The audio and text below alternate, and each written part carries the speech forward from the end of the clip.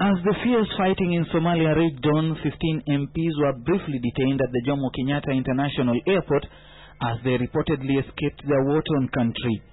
They managed to convince Kenyan authorities that they were only stopping over briefly en route to Sudan on a mission.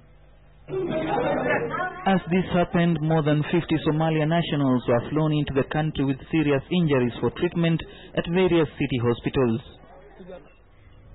Somalia President Sheikh Sharif Sheikh Ahmed has called for martial law. The fluid situation in Somalia continues to degenerate.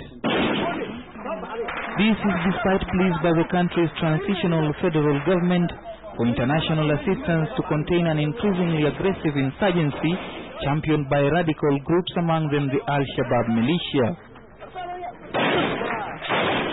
Experts say the Somalia situation can only be solved through a comprehensive political process that has parties agreeing on the future of their country.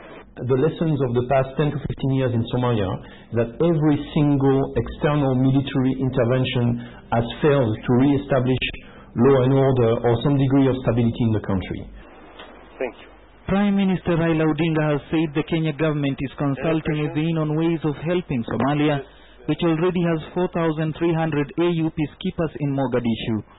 Radical militias are putting increasing pressure on a weakened government as they try to take control of the capital, Mogadishu. The situation requires urgent international response, and we, as a country, will do our part. Pledges by the international community to give the transition government $213 million have turned out to be empty promises.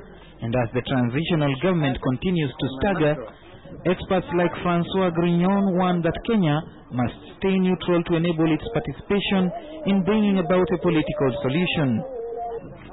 He, however, adds that the transition government needs to be empowered to enable it to stand above the challenging groups. The political dialogue should be started by reaching out to all. There shouldn't be any exclusion, and you should not exclude some of the most extremist elements because they belong to a category which has been identified or which has been labeled by the US as terrorists. Last week, Somalia's internal security minister, the police chief and a member of parliament were killed by the radical militia. Murakaruki, KTN Prime.